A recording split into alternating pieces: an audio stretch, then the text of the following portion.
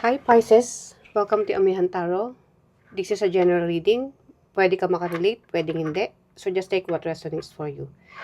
And reminder also na ito ay energies lamang na bibigay sa iyo ni Universe for this week, July 6 to July 12. So, may free will ka. Ikaw pa rin na magde-decide kung ano ang tama at kung ano ang mali. At para sa dumadaan sa akin channel, please subscribe. Pag nagustuhan nyo ang aking reading, paki-like na rin po at mag-comment and paki-share na rin po. At paki-hit na rin po ang notification bell para mag-update kayo sa mga susunod ko pang readings. So, Pisces, now let's start. Universe, anong mga energies na paparating kay Pisces this week? July 6 to July 12, 2026.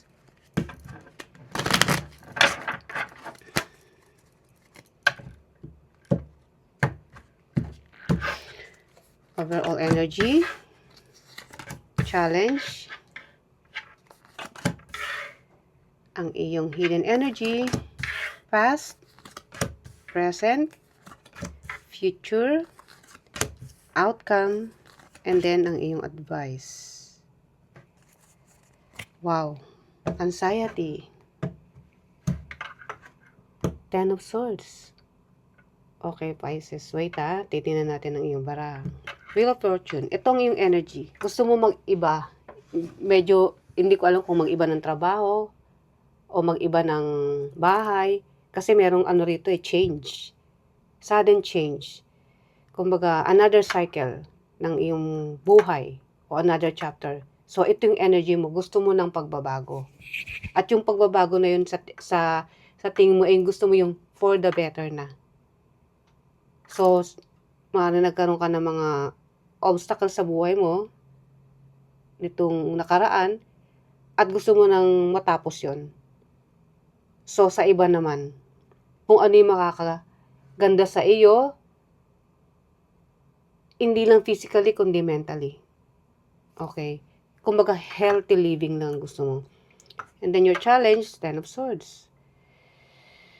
Ten of Swords. May mga bagay na nasaktan ka o nagdulot sa'yo ng pain na until now, ito pa rin yung iniisip mo. And dahil dyan, hindi makamag-umpisa kung ano ang dapat umpisan. Yes, yan yung energy mo, pero meron ka pa rin, kaya nga ito yung challenge mo Ten of Swords. Ito pa rin yung mga pangyayari na hindi mo pa rin malimutan, maaari nagkos sa'yo ng trauma. So later, ika-clarify natin yan. The Hangman. Sinasabi ng universe na kailangan mong pag-isipan kung ano ba ang dapat mong pag-isipan. Kasi self-reflection, ito na yung time na kailangan mong magmuni-muni, titingnan mo kung ano ba, ito yung titimbangin mo na kung tama ba itong gagawin mo o mag-i-stay ka na lang sa isang sulok na walang gagawin hanggang sa ma-stuck ka na lang habang buhay. Hindi naman habang buhay, kaya lang hindi rin kasi maganda yung kahit alam mo may kakayanan ka pero hindi ka gumagawa ng tama o hindi ka kumikilos, so anong mararating mo nun, di ba? Wala. So ang iyong past na energy is the devil. So ito yung mga addictions, bad habits. Maaaring ito yung nagkukos sa'yo na dahil nga meron ten of swords dito, hindi mo maiwanan kung ano man yung mga dapat mong iwanan tulad ng overthinking o addiction literal na hindi naman healthy sa katawan mo, healthy sa paligid mo, sa family mo, sa partner mo, o sa negosyo mo kung may negosyo ka. Kasi kung may addiction ka, whether sugal man yan, bisyo na hindi maganda sa katawan, so ito yung mga bagay na meron ka na hindi nakakabuti sa'yo in the past. The Fool. So ngayon gusto mo ng new beginning, fresh start. Mag-i-start ka ng panibagong journey. Hindi mo alam kung ano, hindi mo alam kung saan. Pero, yun yung gusto mo. Kasi nga, the Wheel of Fortune, yun din yung energy mo And then, in the future, the Moon. Gusto mong magkaroon ng new beginning, but at the same time, may takot. Kasi unknown nga The Fool is also, pupunta ka sa isang bagay na hindi mo alam. And the Moon is also Yun yung mga hindi mo nakikita, mga bagay na pwede ring takot. Kasi nga, new beginning eh. Tapos hindi mo alam. So, nagkakos pa rin sa'yo yan ng takot o kaba na baka mamaya hindi maging successful kung saan man ako pupunta. And then, ang iyong outcome, the emperor. Pero hindi. Andirito ka, matapang. Tatayo pa rin ako sa sarili kong paa. Kasi isa akong emperor. Confident, independent, marami akong alam. Kaya kaya kong pagplanuhan kung ano man ang dapat kong gawin. Either project man yan o business na magpapatibay o mag-gain ng aking stability when it comes to money or material things. And then, ang iyong advice, 9 of Swords, anxiety. Tanggalin mo na raw yan, sabi ni Universe. Kasi hindi ka makaka-move forward kung ang lagi mong iisipin is 10 of Swords, yung mga nakasakit sa'yo. Hanggang dapang-dapa ka na hindi ka makabangon. Yun pa rin ang iniisip mo na nagkakos sa'yo ng pagpupuyat. Na dati po ang ginagawa mo, kaya nga ang iyong past na energy is the devil. Isa yan sa mga hindi magandang habit, ang pagpupuyat at overthinking. So now, let's clarify, Pisces. Let's clarify. Universe, ano po ang mga energies na paparating kay Pisces this week? July 6 to July 12, 2026. 3 of Swords. Oh my God. Yes, gusto mo talaga ng new beginning, new cycle, new direction dahil may nag-cause sa'yo ng pain. May nag-end dito. May nag-end. At ang tingin ko rito is a relationship. Kasi kung ito ay business kasi is yes, pera. Di ba tayo mga tao, nawala yan, pera lang naman yung material na bagay. Makakabawi rin tayo. Masusolusyonan yan. Pero itong 3 of Swords, 9 of Swords, 10 of Swords, ito yung mga tinraidor ka eh. At nag-end dahil sa sobrang sakit. Ikaw na mismo ang nag-end. Kaya nga kailangan mo na mag-wheel of fortune. Magpanibagong yugto ng buhay. Move to different direction. At iiwanan mo na kung ano man yung nakasakit sa'yo. So, kaya hindi ka makabangon dahil dapang-dapa ka dahil may nanakit sa puso mo na hindi mo makalimutan.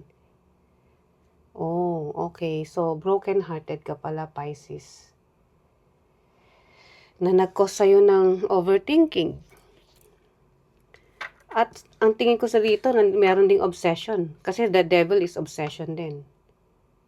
Nagkaroon ng codependency. That's why akala mo yun yung forever mo. Na ine-expect mo. Na hindi pala. Diba? Kasi obsessed ka eh. Diba? Kahit sa isang bagay, pag obsessed ka, paulit-ulit, kahit na hindi na healthy sa'yo, ulit-ulit. Diba? So, ganun din sa relationship. Hanggang sa i-realize mo na ikaw pa rin ang talo. In the end. Dahil hindi na nakakaganda sa health mo. Sa iyo mismo. Sa trabaho, hindi makapag-focus. So, 10 of Swords, ang iyong challenge is the Tower. Yeah, tapusin mo na raw. Actually, 10 of Swords, 10 is a completion.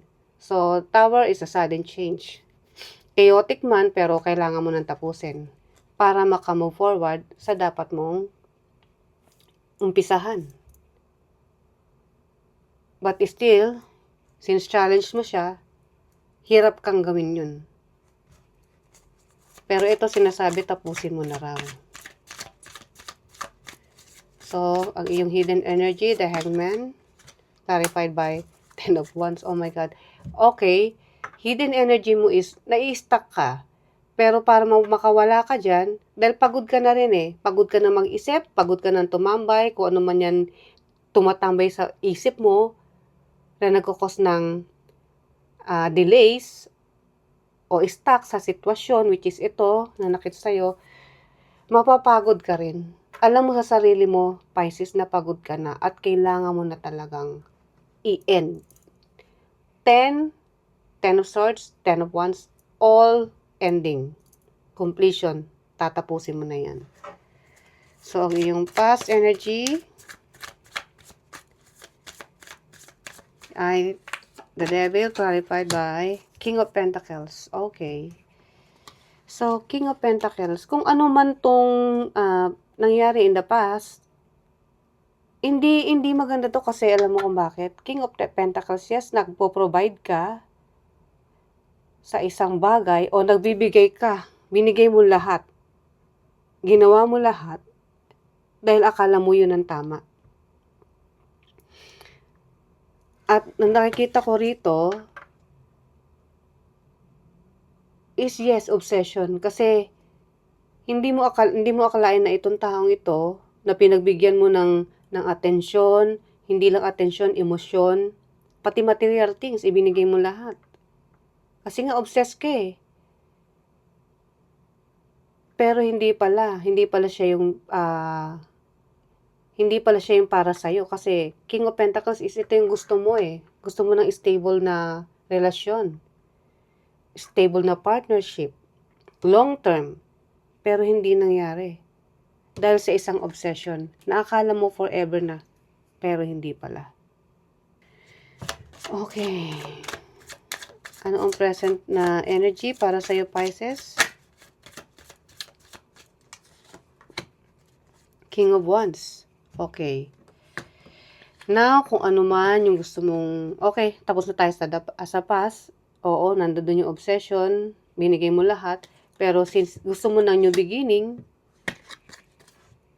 ito yung gagawin mo. Kasi King of Wands is King of Action. Maraming alam. Maraming pagpaplano. Maraming idea. Creative. Kung sa creative lang, marami kang kayang gawin. At yun ang gagawin mo. Ipapakita mo sa mga tao at sa sarili mo na kaya mo kung ano man tong new beginning na gusto mo. At confident ka ha. Ngayon, i-explore mo ang iyong pagiging independent na individual.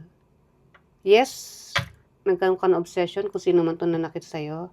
Pero still, ngayon, in the present moment, gusto mo ng new beginning kahit ano pa yan, malakas ang loob mo. Kasi ikaw si King of Wands.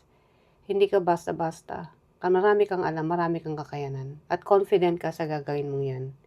Kumaga palaban. And then in the future, the moon. That card. Okay, transformation. Sabi nga nila, tanggalin mo na raw yung mga hindi na nagbibigay sa iyo ng energy na nang de-drain lang sa iyo, na hindi na nakakatulong sa iyong mental health. Tanggalin mo na raw yan. Oo, unknown, hindi mo alam kung ano yung kalalabasan. Pero sinasabi dito na magkakaroon ka talaga ng transformation. Ending, and then, ending, yes, and then new beginning. Okay, now, the Emperor, i-clarify natin ang iyong outcome, the Emperor.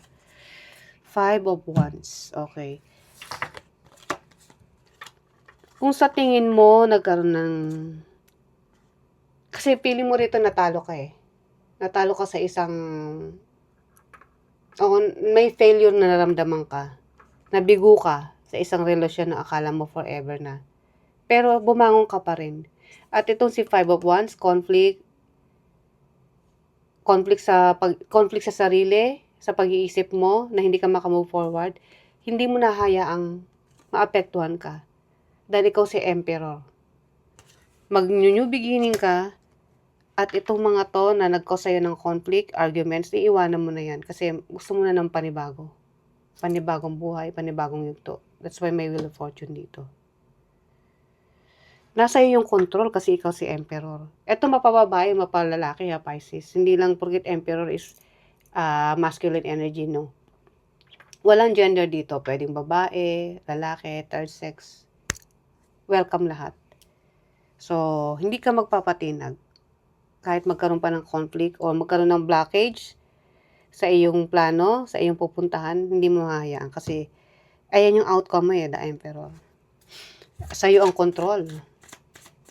Hindi ka pwedeng harangan kung ano man yan. Walang obstacle na uubra sa'yo. And then, oh my God.